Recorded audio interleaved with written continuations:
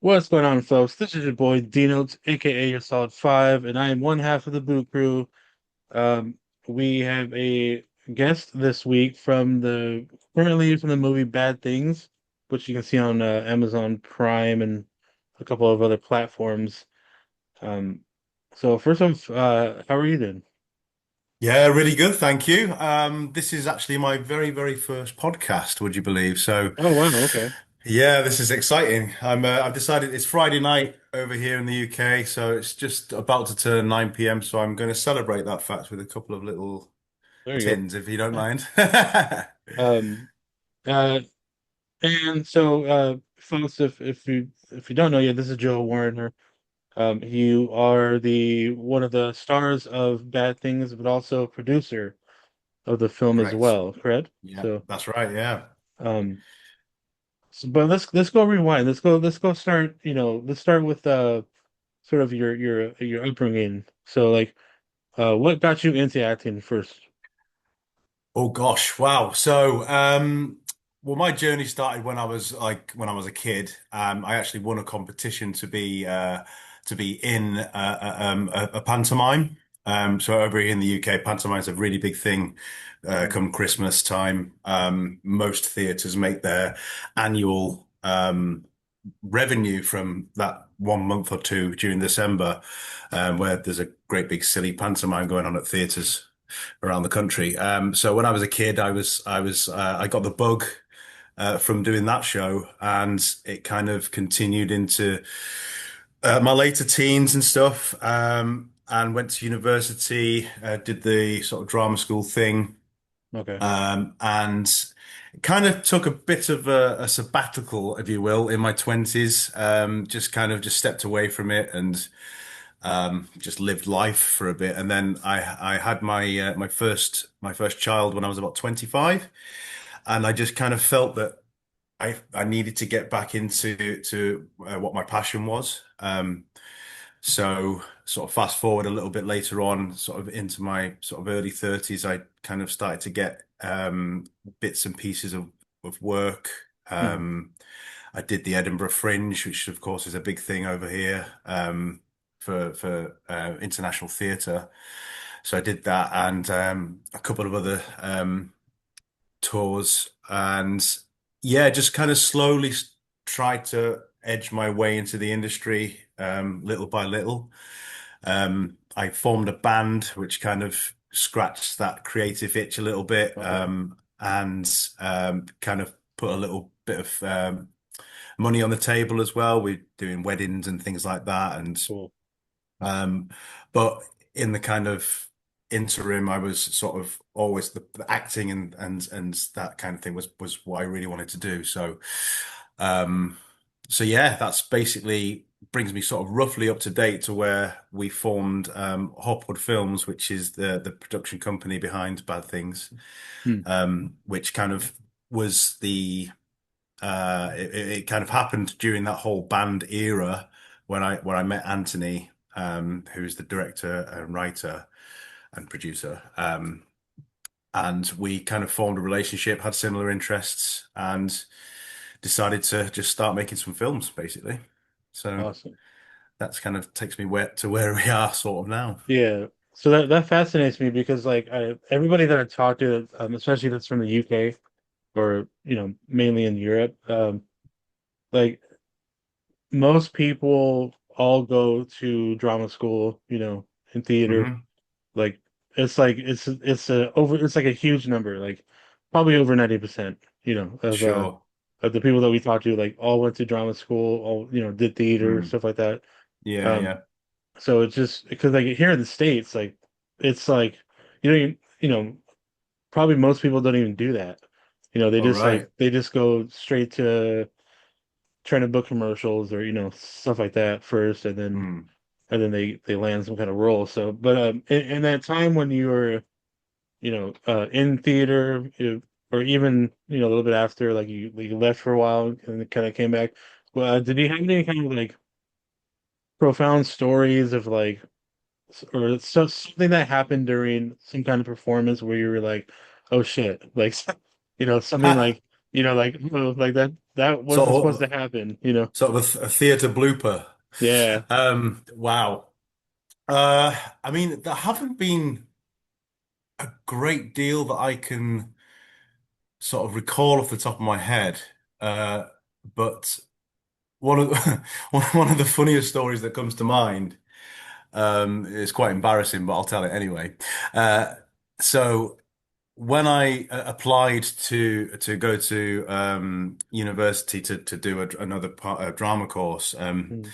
part of the interview process, we had to just come up with a musical there and then on the spot. So me and about three or four other um, aspiring actors sort of had to think of an idea. You had 15, 20 minutes to create a musical, and nobody could think of a funny idea, so it had to be humorous. So I sort of thought it'd be funny to talk about the time that I don't know why I'm telling you this, but about the time that I had hemorrhoids. So I was waiting. and I was like, is he gonna talk about like, did he like shit your pants or something? Like, no, well, it's in that ballpark, yeah. yeah. And and I don't know if you've got a product in America called Deep Heat, um, but Oh, it's basically it's what you put on muscles. It's like a heat-based rub that you put on muscles when they're painful after you've done sport and that kind of thing. okay. And I accidentally applied that to the region where that occurs. Yeah. So I thought it'd be funny to make a musical about that happening. So yeah, I mean, I know it's quite an embarrassing straight in there with the with the weird tales about my crazy idea and something that happened to me because it was quite personal. But yeah, that's literally the only But thing that but I can think of. but I'm sure you killed it. Oh yeah, absolutely, absolutely. I mean, it's surprised it's not on Broadway right now, to be honest. But you know, It should be. such is life. It really should. Yeah.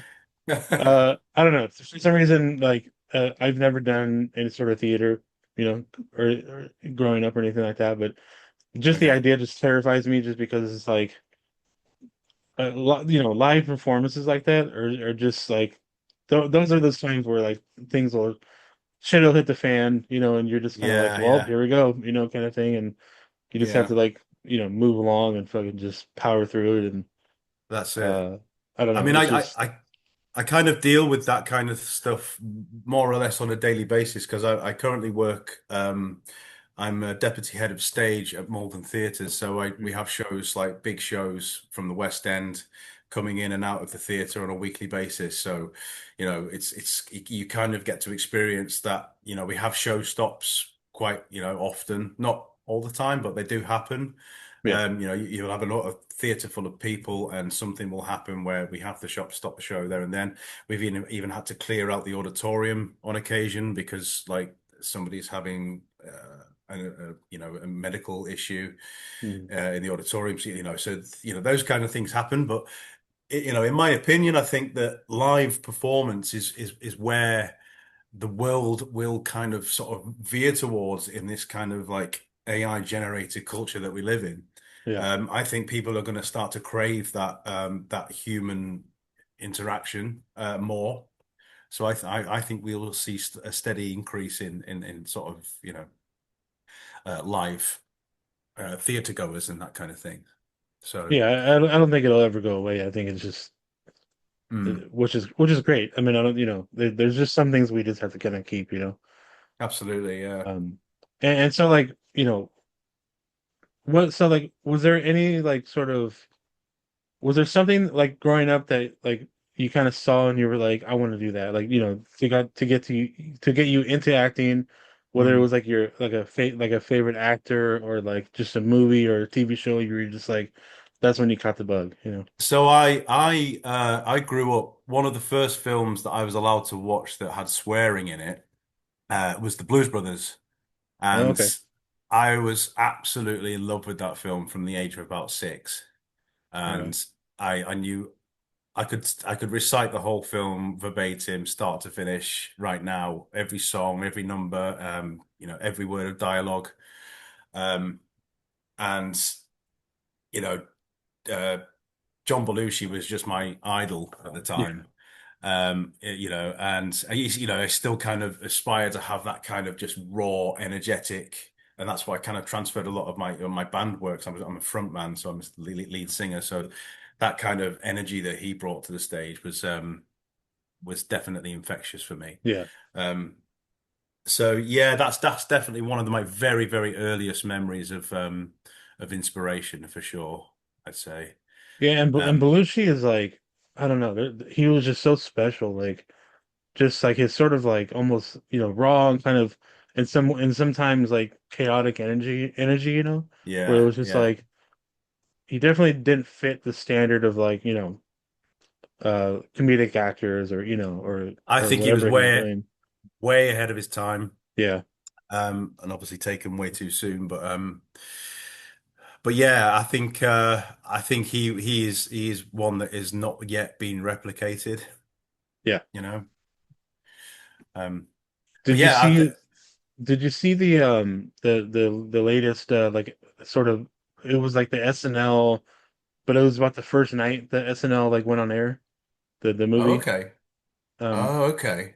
yeah, so I've they heard of it, but yeah, I haven't sort of come across it at all. I definitely suggest it, like especially if you want to see somebody that sort of replicated that energy of Belushi, because Yeah, yeah, they were trying to get him to sign the whole night to for a contract, and like just the way that they, and I'm sure like in a lot of ways like the whatever they were telling in that story was pretty accurate and true, because everybody that was there at night was just so like different and hard to like sort of grasp, because like they were so unique and like non-normal and traditional, like you had Chevy Chase, he was sure. just a wild card as well, and then Mm, Belushi yeah, was just like on drugs, like the whole, yeah. just like just doing his own thing, like flipping off and just, like Mm, leaving and then coming back, and I was just like, man, that had to been like so chaotic, but at the same time so magical in a way, where sure. so Yeah. I highly suggest that if you want to see something that's like sort of give you a little more insight of like how the Belushi, Mm, you know, not really character, but how he was, outside of like what he was yeah. doing, So Yeah, so I think there's still quite a bit of controversy surrounding his demise as well. I think I saw an interview with Bill Murray, and I think he was kind of like of the mind because he knew him obviously really well, and he yeah, was of the mind that he wasn't that much of a drinker or that much of a drug taker really, not in the kind of like in the way that he's portrayed, but right. that coming from someone who knew him really well. So yeah, I guess nobody really know what happened there, but yeah, he was yeah a big inspiration and still remains that to this day really. Yeah, it was great to see, a different kind of take. Yeah, I don't want to say that he was like high that whole movie or anything like that. He was just doing his own thing, and he was just kind of Mm, like, I'm gonna do what I want, when I want. So like, if I don't get my sort of like the things I want, like I'm not gonna show up, kind of thing, mm. So he would Yeah, just kind of yeah, disappear. So, which is yeah. respectable, because they're all there to do a certain thing, and if you don't get what you want, then you're not gonna be there. Well, that's it. Yeah, this is it. Yeah. And so after you kind of came back in the 20s, you started the band and everything like that. I mean, and that's when you link up with your buddy and start making films, right? That's right. Yeah. What's like the first one that sort of like kind of got you guys like get the momentum going? Sure. So, we met, I think it was 2014, 13, perhaps.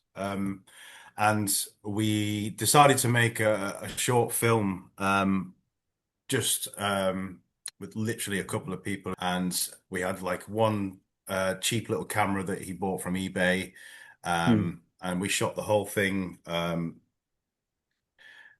around our local area, which is beautiful. And it's like, idyllic countryside, Okay. and some beautiful locations. But it was a really simple idea. The story was about a stalker. It was called Charlotte. And it was about a Hmm. stalker who just followed this girl around, and he was completely obsessed with her and documented her life, using a really old camcorder from like it's actually the same camcorder that was used in Back to the Future, when Oh, Marty's he's recording documenting. Doc for that. Yeah, that's Yeah. right. Yeah, so Okay. so he's carrying around this great big and it turns out he's kind of a bit of an analog technology hoarder, if you will, Okay. this character. And but it was really inventive in how it was shot, and Anthony's editing is just genius, and then what he did with like sound and visuals was really cool. But I mean that film, it was only a 15-minute short film, but it took, I think it took us 3 years to make Yeah. for various personal and creative reasons. It just, we were all just chipping away at it as and when we could. I was working full time. Yeah. He was obviously busy doing what he was doing. So eventually the film did get finished. We were really pleased with it. It was a little rough around the edges, but it did go on to win a bunch of awards at our very first festival. That's so So cool. it was really cool. So that kind of inspired us straight away. We just jumped straight on that horse. We got back from the festival, and we were like, right, how do we fund our next film? How do we up our game? Right. So we decided to do a crowdfunding Kickstarter thing.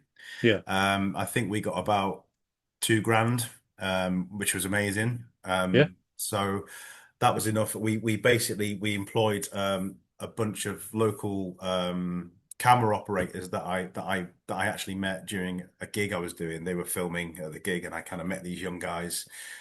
They were really cool. They were really professional, really young, keen. So I invited them to basically film our next short.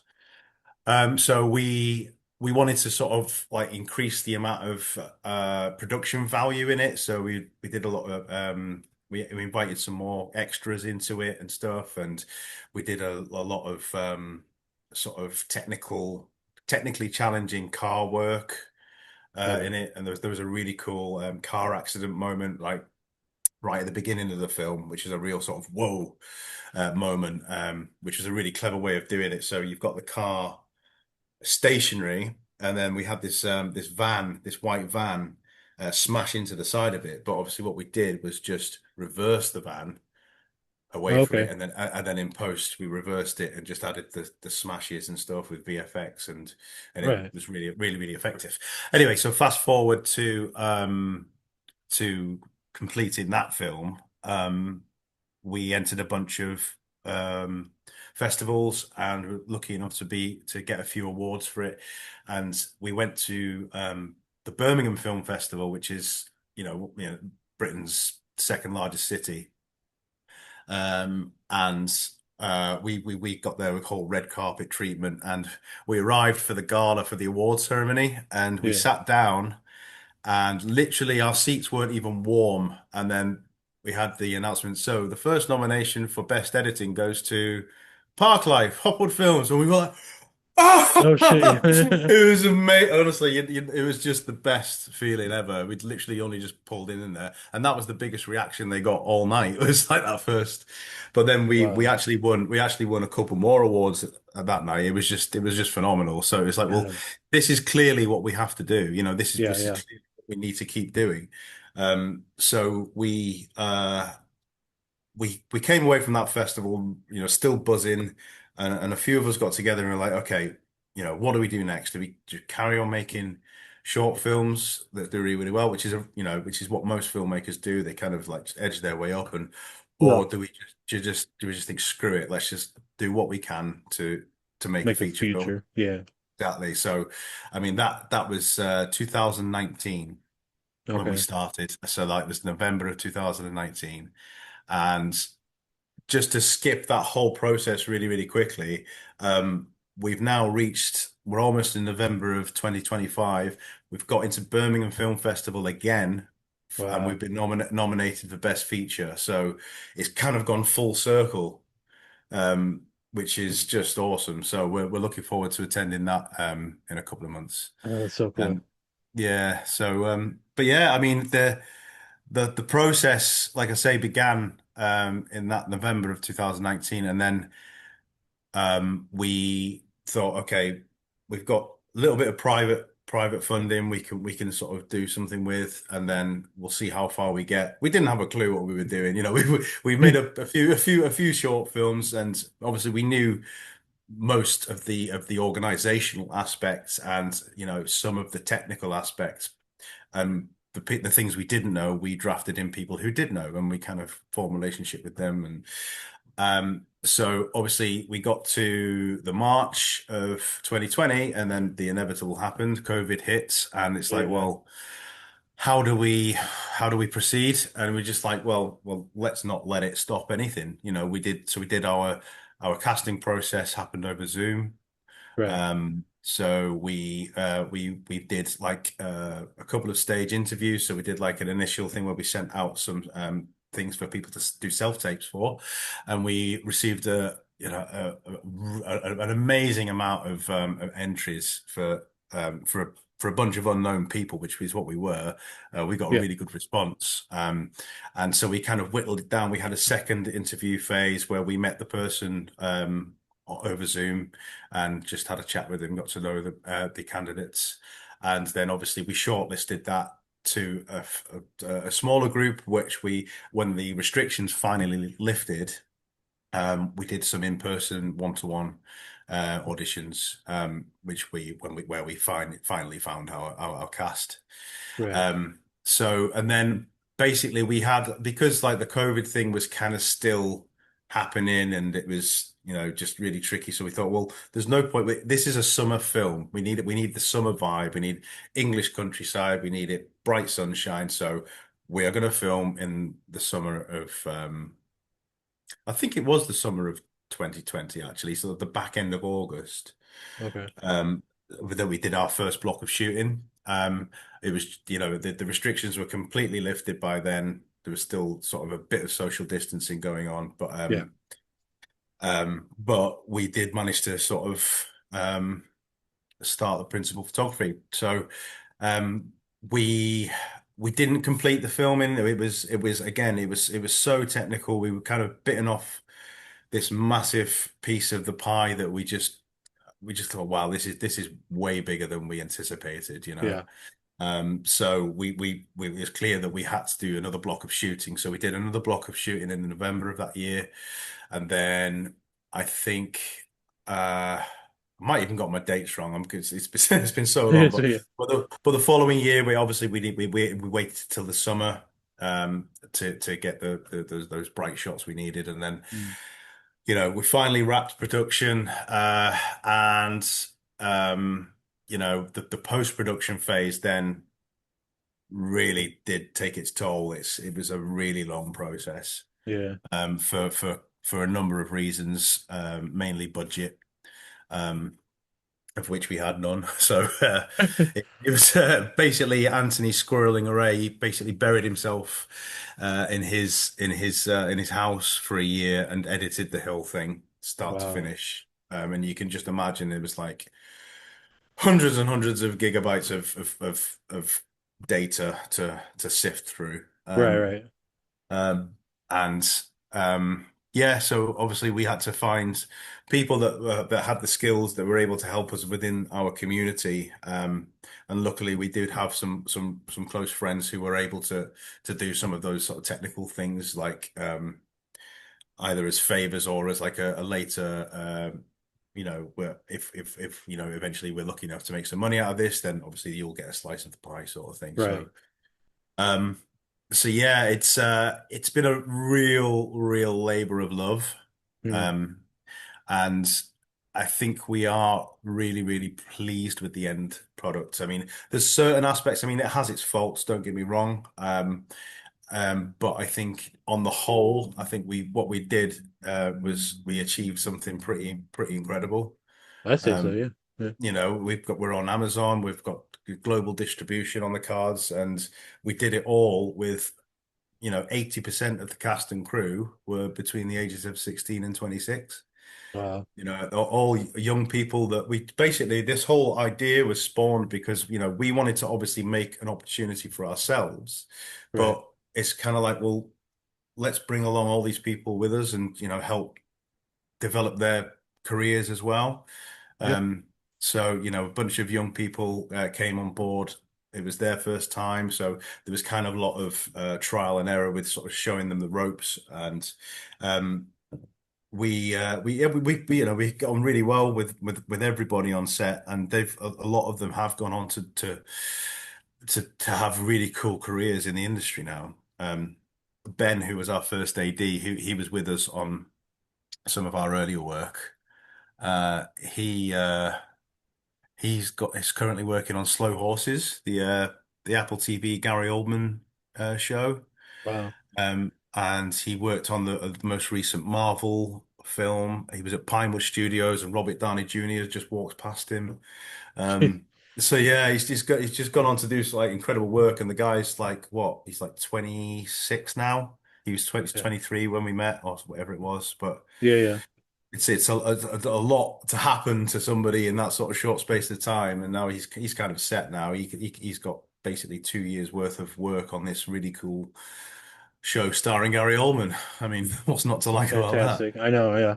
You know? Uh, yeah. First of all, fucking congrats on you guys on like just starting from shorts and getting rewards and doing the work. Like because all that shit's Yeah. hard. It's hard. It's a Mm, lot of work, and it's like you have to pour all that love into it. Otherwise it yeah, just won't work. That's what I'm exactly trying to that. get to now. Like I literally just bought a camcorder because like I'm trying to push out some kind of short eventually. Mm. But like it gives me hope. Yeah, When I'm talking to. you've got to have hope. Hope is literally hope and belief, self-belief and patience Yeah. is my biggest piece of advice to anyone trying to get into this thing because, it's taken us a long time to get where we are.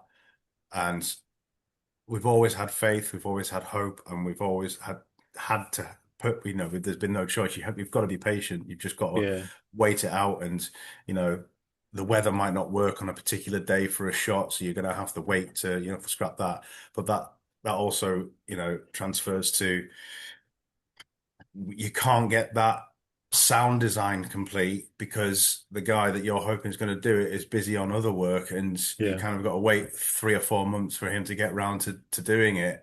So, it's tough, man. But I would say that, keep it simple and, a simple idea, anything that you can do with the least amount of moving parts, you know, technically and people wise. If you can get a Yeah. really small team, I think that's what Anthony and I are trying to do right now is think of a way that we can, basically film something ourselves, like literally a feature film with a really creative idea, not too dissimilar to how we started off, Mhm. and see if we can expand that into, a feature length project. But again, it's something that we're going to have to wait for because it's not going to happen overnight. It's, Yeah.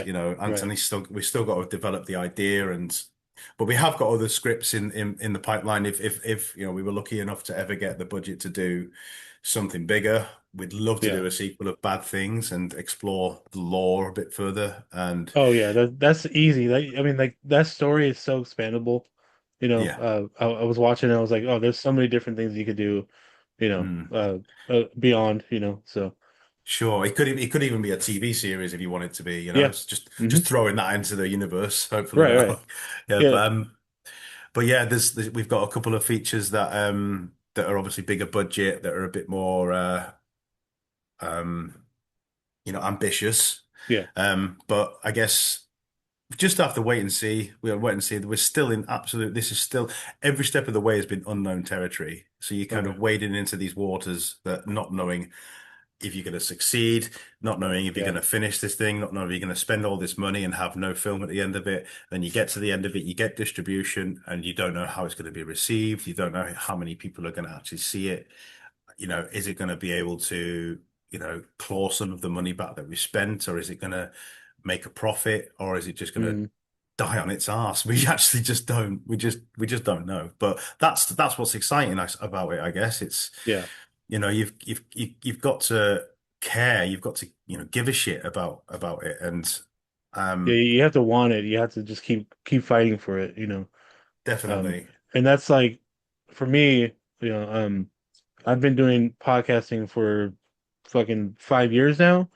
And different, different shows, different variations. Started with comedy, and now me and my buddy are doing horror. Mm. And so like, and it's like this is like my fourth show now. It's like Okay. it's been for me, Sure. and right now like we're on some great momentum, but it took a lot of so much hard work Mm. and just a lot of no's, and or Yeah. just people ignoring you, and it's just like, Yeah, yeah. It you takes it know, takes balls, man. It took balls for you to reach out to us as well, and I appreciate that because there's somebody who's trying to obviously further their own journey, and I'm all about supporting that kind of thing yeah, because we've all got to start somewhere, right? oh yeah, Um, and it's tough out there, and the more supportive you can be with people, I'd like to think that comes back to you. You put out what you hope to receive. oh yeah, Um, so yeah, man, yeah. all the best, all the best. I hope it goes well. I love like collaborating, and just I love talking to everybody that I've so far that I've been able to have these conversations with, because Oh yeah. I've done some other interviews with other startup production companies, and same sort of journey, about like the struggle of Mm. getting started, and getting this project off the floor, and I'm just like, Yeah.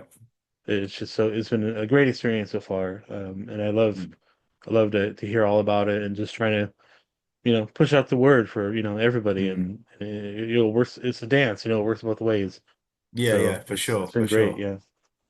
So But so it like makes so go so on. like with the how did this story come about? Because I know like that was all obviously he wrote it, so like Yeah. how did this idea kind of spark in his head?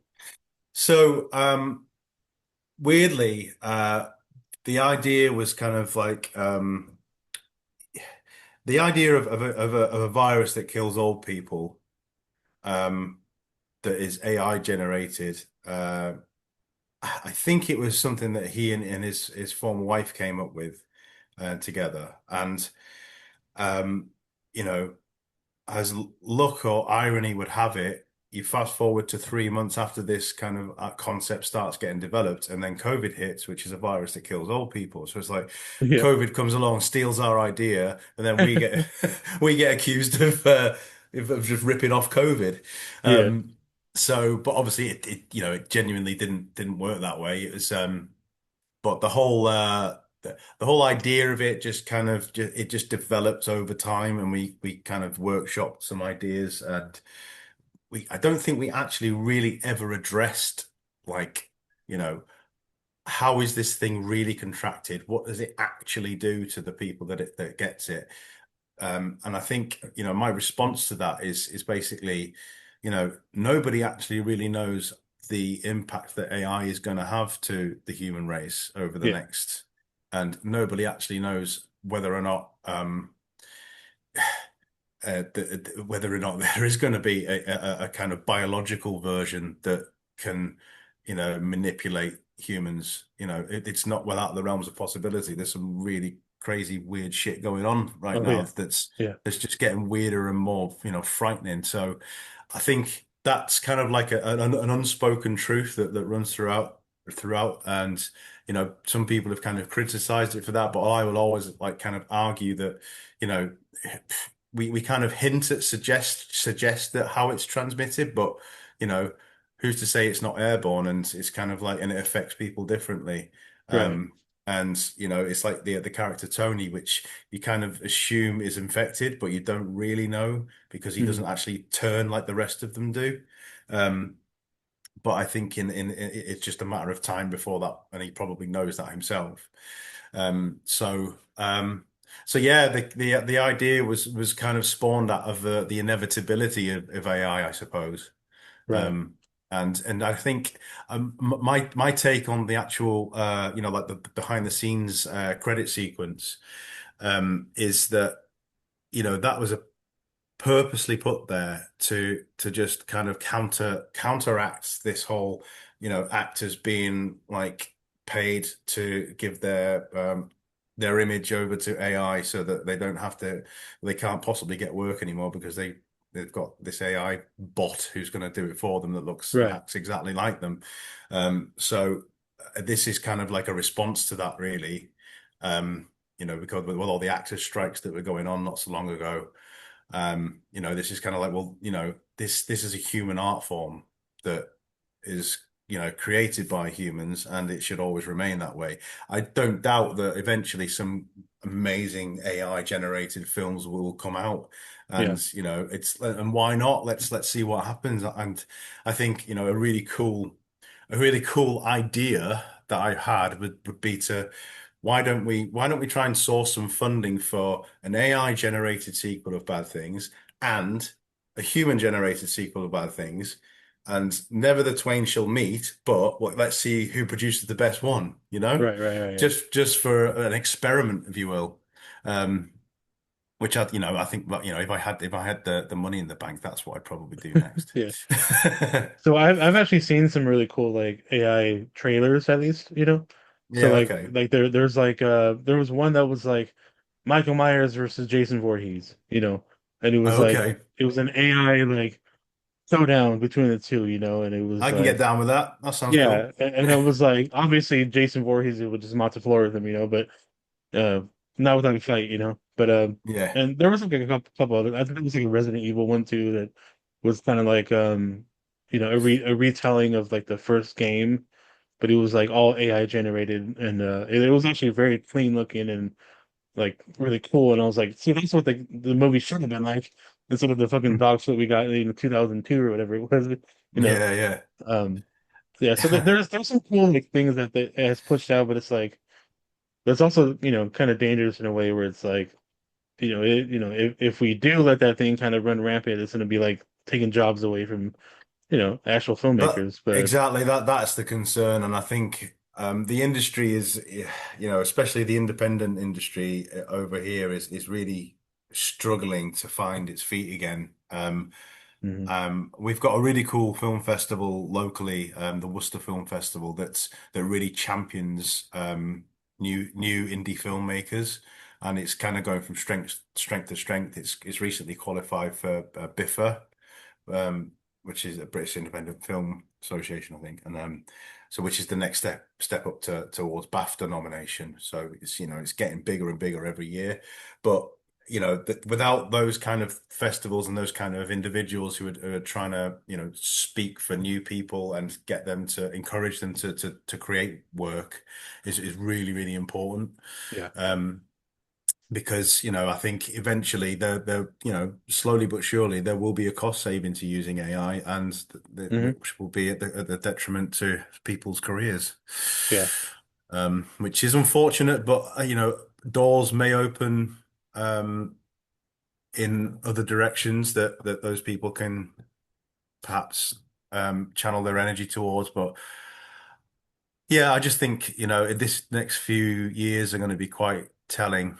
Um, so Yeah, I I can hope see it's. like I can see like AI being like beneficial with like especially with like dead you know actors. So like you know Mm. I can see like Yeah, them yeah, like yeah, inserting them in scenes and being like okay fucking Marlon Brando's gonna say this you know yeah, and yeah, yeah, yeah, so insert him into you know this he's sitting down he's gonna give a speech about you know XOX you know whatever and like so yeah. I can see like that kind of being beneficial of saving That money could and work. yeah That so could like really stuff work. like that Yeah. yeah but then it's like but everything else is like just don't fucking do the entire movie just based off AI because it just you know Mm, and I mean I don't know it's just how I feel about it but I can see like yeah. the whole like dead celebrity thing work out in a way as long as it's like Yeah. signed off you know by the Yeah, I'd love to star alongside Brando somehow. right yeah that'd be awesome um Yeah. just for example you know but Mm. yeah we'll see I mean Yeah, I love the Yeah. film, and it was fun. You know, it was fast paced. For the most part, you know, I mean, it was for me. It was a good ride. I was just Mm. watching it like, all right, who's gonna die? You know, kind of thing. Yeah, So yeah. So did the kind of like did the humor kind of translate over there as well with you? And did it kind of like I know some of it is quite universal, but I guess some of it are quite I mean there is kind of like a an American summer vibe to it as well, that summer horror movie vibe to it. But I think there's a lot of, you know, British humor in there that may not translate, but I don't know. What's your take on it? yeah, I think for the most part it did. I mean, because I'm starting to get used to some of that, like, you know, that sort of UK comedy a little bit more, because Mm. like especially uh for I don't know why, but for some reason, like a lot of our fan base now is from the UK. So like Okay. so when we do see all these movies and stuff, I mean, we're starting to get used to that now, you know, to like, Mm. or at least try to understand it a little bit more now. Yeah, yeah. So yeah, I think I got like you know, the sort of gist of it, like Mm. um even though I'm from, you know, from the States, and it's just it is different, but it's I don't know, you know, I was definitely enjoying the whole. I was just like, oh, cool, like, fucking, let's Mm. go, you know. And so like, Yeah. That's the yeah, spirit. That's the spirit. uh, yeah. I mean, this is a fun experience. I was pleasantly surprised, you know, to Good. see how it was, you know, gonna unfold and all that stuff. And Mm. yeah, I mean, and I love to hear about all this stuff about sort of behind the scenes, you know, of Sure. how it was made and how long it took and stuff like that. I mean, this is why we do this, you know, sort of interviews, because Mm. we love to hear about coming from you guys, you know, Yeah, like, yeah. you know, what were those difficult things, and like, you know, especially with Mm. some scenes or whatnot. So I mean, it's really cool to sit down and talk with you guys and kind of, you know, No, I hear this shit. appreciate it. It's nice to kind of sit here and reflect on it all as well. Because obviously, you know, the principal photography element was kind of such a long time ago now. Yeah, yeah, But I think on the whole, don't get me wrong, it was tough. You know, it was yeah. long hours. We had, you know, a bunch of sort of young people. It was like herding cats a lot of the time. Okay. But on the whole, you know, we had a laugh. You know, I think that shows in the BTS stuff. But yeah, there was moments where it got quite heated. But I don't think that's dissimilar to any film set. It can get kind of like that with time and, you know, the light disappearing and you've got to get the shot in Yeah, and that kind of thing. And obviously we've got the logistical issues. We tried to keep everything as local as possible. But we did right. have people from all around the country involved as well. But you know, on the whole, most people were kind of local, which is what we were really aiming for. Um, because well, yeah, because those kind of opportunities just don't exist where we live. Okay. And outside of London and that kind of, you know, the major cities, it's very rare that you get this kind of thing happening. So, you know, a lot of people would, you know, give their right arm to be involved in, and but at the same token, we didn't want to take advantage of people because that happens a lot as well. Yeah, yeah, So where possible, we wanted to make sure that people were paid, and you know, obviously that we did have our volunteers who were more than happy to help. But you know, where possible, we would pay or at least feed and water people, you know, which is the least you can do. So, right. but yeah, I mean That's it. kind of like where I'm at now, like, or you know, where I live right now, because like I live pretty far away from like LA, right? Like I live in the Bay Area, which is like San Jose, which is basically like sort of like mid California in a way, Yeah. you know, like on the Okay. coastline. Yeah. Yeah. But like LA is like, you know, way further south, and that's like the hub of everything, right? I mean, that's where they Sure. film you know, in California at least, that's where they film probably 90% of, you know, whatever the fuck they're, you know, doing. Yeah. Yeah. And then you have like every now and then you'll have like spots in like Frisco or Oakland where, you know, they'll do some stuff there too, but it's like, but it's not prominent. Like it's not like you can just show up and be like, well, I'm gonna show up and fucking audition for whatever. But like where I live, Mm, it's like it's so rare that people come out of like the towns around where I live, mm. where it's like so it'd be cool to like do the same kind of thing you guys are doing, where it's Yeah, like trying to give more opportunity and stuff like that. sure. And the lesser seen locations that, I mean, I guess like, the likes of the places around Hollywood have been shot to death, I suppose. But I mean, Yeah. I can only imagine that there's an abundance of areas that you could utilize, like sort of locally, that would look great on screen. So, um, but yeah, I mean, it kind of there is that kind of monopoly in that part of the world, isn't there? And then the competition there must just be insane. I can't Yeah. I can't begin to imagine what it'd be like trying to fight for not just for acting work, but just to try and get your script seen by somebody to get them Hmm. to actually give it the time of day. So yeah, I think we're kind of in our own little bubble here, creating our own little thing.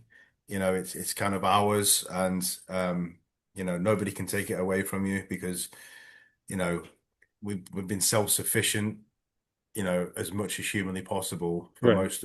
most of the journey. So, um, and the result has kind of finally spoken for itself. And Yeah.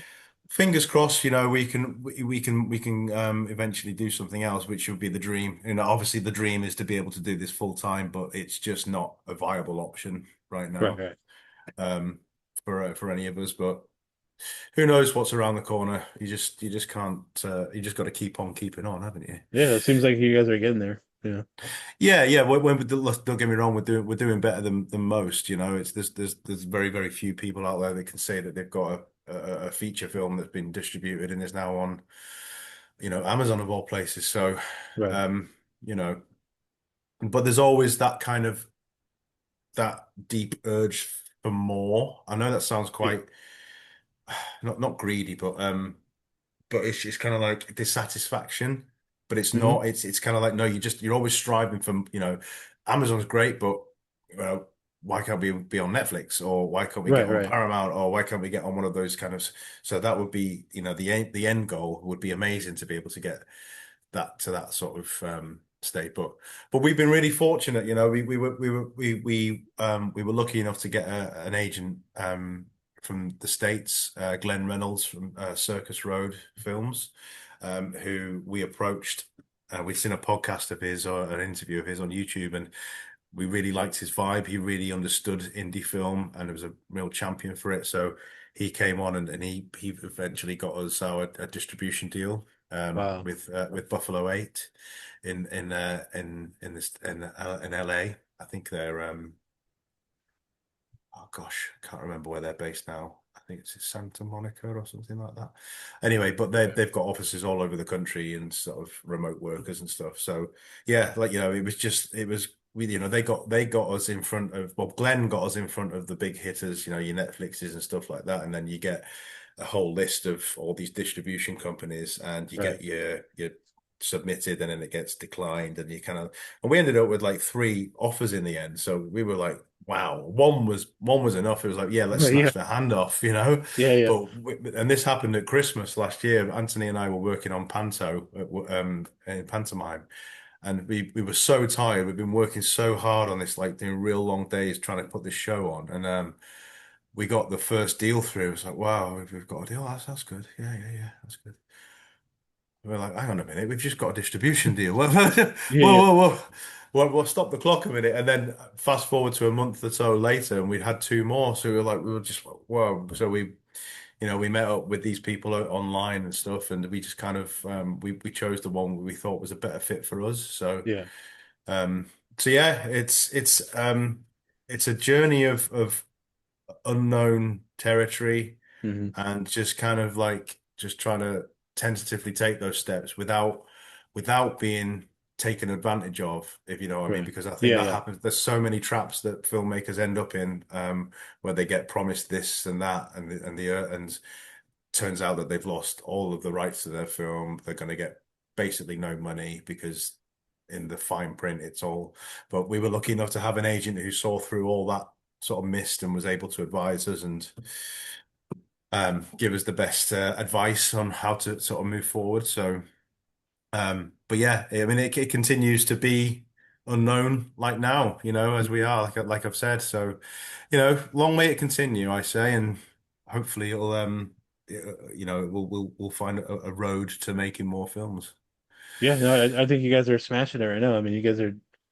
It seems like you guys are just are growing, and I mean, shit. You like, again, you're on Prime. Like that's huge. Yeah, yeah, exactly. That's a massive victory. So Yeah, yeah, no, um, I'm really great, really, really grateful.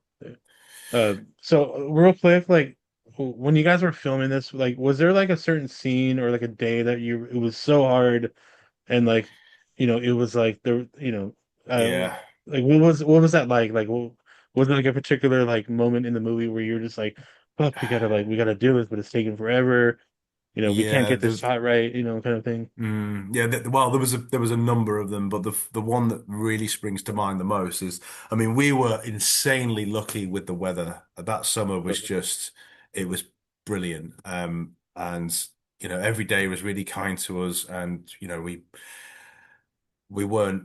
I mean, British weather is terrible most of the time, but Yeah. this summer in particular was it was really kind to us. But there was one particular day that just absolutely poured down. So we Mm. decided to do an interior shot. So there's a moment. Do you remember the moment in the film where they end up at Greta's house and she's Yeah. feeding them eggs and stuff? Right. So that scene, it was a really, really small cabin, and the whole thing was filmed at my friend's farm, who were good enough to let us use their home to Awesome. film most of the film. But we were in this kind of little cabin, which is their little bar they've made in their garden. But there was like all of those cast, every single cast member, give or take a few. There was me, there was the director, there was the script supervisor, there was the DP, the Mm. sound recordist, there was an oil lantern that was on fire, there was a fucking tortoise, there was two dogs, there was a fucking drone at the window, and this is all happening in like an 8x8 space, Jesus. and my head was there was moments where the oil lamp just went mad, and it was like, this is going to burn this fucking place down in a minute." So yeah, that was a lot. Anthony and I kind of nearly, my head was worrying about the health and safety of everybody Right, involved, right. Yeah. and Anthony's worry was obviously, we need to get this shot done. Yeah. And I'm sure So those angles must have been very hard because like this limited space, and yeah, I'm sure like those angles were like, way in the corner, like fucking looking down or or whatever, yeah, all that over that the place. that's gotta be so hard. Because that It, it, kind of reminds me of like the American version of The Office where like they were actually in an office. So they mm, didn't like, fucking it wasn't a sound, it wasn't a stage. So they had to like mm, film, in that building, but like within the limited space. I mean, obviously yeah. that office was like huge, right? Like a lot bigger Mm. than But it a still has small, restrictions. There's yeah, all kinds of, like, tricky logistical. shots and stuff. Yeah, Exactly. But yeah, but that particular day was very, very challenging. And I think the problem is, you've kind of really got to try and your damnedest to maintain stability and calm on yeah, set, because the last thing you want to do is upset any of your actors, or you just kind of really got to try and maintain. Otherwise, it can all go terribly wrong, right. you know. But I mean, you couldn't step outside without getting absolutely drenched. And you couldn't step inside without burning to death. So it's kind of, you You know. you were kind of fucked either way. Yeah. Yeah, yeah, exactly. But we got through it, and I think some shots kind of suffered. So there was kind of a bit of, we had to be quite brutal in the edit just to make the scene work. So it didn't quite flesh out as well as we'd hoped. And, that particular part of the story could have been explained a little bit more, but it was just out of necessity. We had what we had. Yeah. And that was just the way it was. But yeah, I've some of the shots that, like, on the hills, the hills where we live in Malvern are just beautiful. It's one of the most beautiful parts of the UK. But getting up them with a bunch of equipment and people Right. was tricky. There was the one particular day when it was quite a steep gradient, and you know I think one of the girls had like a really sort of funny turn on the way up the hill, and so that was quite stressful. Mm. Um, but yeah, it was whenever you're moving around in sort of locations and stuff, it always comes with its challenges. Um, but it's just you've kind of got to maintain that level of uh, you got to keep the spirits up. Right, right. Yeah. You got to make sure that everyone's, just keeping sort of keeping a smile on their face and just trying to think, Level well, head. Yeah. yeah, level-headed, and we're making a movie, man. This is fun. Life is pretty So good. Yeah. yeah, exactly. We could be doing some terrible job in a sewer somewhere, but no, we're up on Yeah. this amazing hill doing a great thing. So, Fucking washing dishes in a restaurant or something, well, yeah, yeah, exactly. like, I've done my fair share of that over the years, so oh yeah, I'm still doing the you grunt know, work too. So, yeah, exactly. um, so what's in the future for you guys now? You guys are pushing this out. Yeah. This is a big project. I mean, you guys are doing great so far. Mm. What's on the horizon? So, I really, really want to try and spread the word of this as much as possible. My ideal situation would be that this kind of falls into the category. I mean, it's been sort of noted before that it's like this generation's Shaun of the Dead. I'd love for that to be kind of to take off, and so I really want to do more of this kind of thing. I really want to try and level up as much as we can and get it in front of some really big hitters. One of our cast members was worked with Simon Pegg, Oh, um, the dream. exactly, and just while we were shooting, and she went off to do a couple of scenes with Simon, and he was good enough to send a personal video to us, which we've got sort of saved, ready to put out there eventually. Yeah, It's a really personal message saying, "Hi, Anthony. Best of luck with bad things. Hope to see you at some point in the future." And fingers crossed, we have got some avenues to potentially getting it in front of him. So we're kind of holding those cards close to our yeah, chest at the minute, and who knows what might happen. So that in the immediate future, that's it. That's exactly what we're doing. We're kind of marketing this as much as we can right, ourselves. right. We'd love a bit of help, but we simply can't afford it at this point. Yeah, But doing whatever we can to get it in front of some of the big hitters to try and help, push this and advertise this further. So, I mean, then the hope would be that it succeeds in such a way that we can, make something else. So right. that's just kind of like chipping away at the dream, really. We're kind of like, like I said, we're lucky enough to be in this position. We've got a film distributor, which is a really good credit to have. So that might help us level up further. But in the meantime, it's just do the 9 to 5 and put food on the table, keep Yeah, a roof over your head, and just try and find the time to do more. Um, so hopefully that'll happen. Just got to kind of stay positive and be patient. yeah. So yeah, I mean, word of mouth is definitely like the one of the biggest factors, and especially like in independent stuff. Yeah. Um, I'm honored to just sit here with you, and obviously we'll do our part to try to you know No, I spread the really word, appreciate that, especially man. in the States. We'll try to Mm. push that along. So Every little helps, man. Every little helps. So, the more I can sort of talk to people like yourself who can do similar favors and anything that we can do this end to help you guys as well, we absolutely will. yeah, So, no, I really appreciate the opportunity to kind of like spitball this whole process with you, really. so yeah, yeah, I really hope you guys just keep fucking more victories to come. So Oh, yeah, appreciate yeah, that, man. that's Same to you, man. Let's get that camera out, dust it off, and make some I movies. know. It's bugging me because I'm already creative. I write scripts. Like when I can. Mm. I'm constantly thinking of new ideas. Like, it's just Yeah. how I operate. But I just don't know. Mm. Like, I love, obviously I love film, but I don't know how to make, I don't know how to make shit. So it's Sure. like Yeah. that's the first part is like, okay, turn it on, see, Yeah. Yeah. some sort of thing. Trial and error, man. Time waits for no man. It's Yeah, like you just gotta do it. Just do it. It don't matter how shit it is. It just do it, and then yeah, you kind of yeah, like, okay, that's not great, but there are some elements that I like. Maybe I can do something with that, and to just finesse, adapt, and just try and create something, and then yeah, who knows what will happen. But yeah, my advice is just don't stop. yeah. Don't stop the boogie. Definitely, I love it. I love it. So I'm gonna let you go. Cool, man. This has been wonderful. I mean, again, I hope all the success for you guys.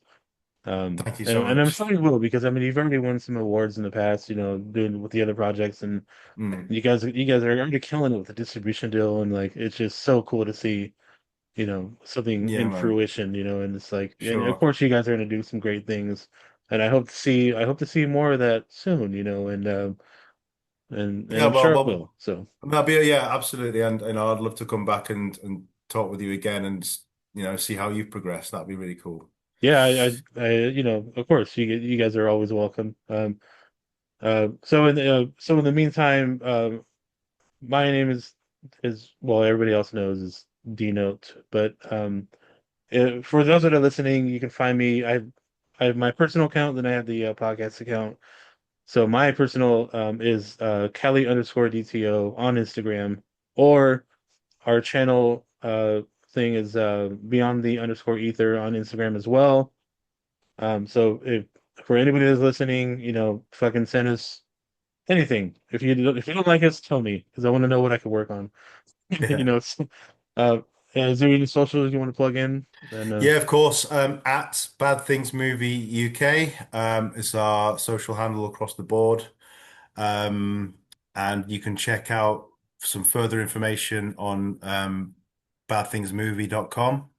okay, So yeah, there's a bit more of an in-depth sort of description of like, how we came about funding and, the people we've helped and some of their journeys and stuff. And underscore Joe Warriner underscore is my handle. And yeah, reach out. We'll talk more and, you know, yeah, let's I'll, be I'll tell you friends. guys. We'll be seeing you guys in the future. I know we will. Sure. And I'm excited for it. So Appreciate it, man. Thank you for again, your best time. of luck. We'll be seeing you in the future, I'm sure. Absolutely. And Cool, we'll man. we'll we'll be having more conversations and whatnot. So until Sure then, thing. guys, this is one half of the Boo Crew, but I will be talking to you guys all soon. All right, Thanks very much. bye. Take care. All the best.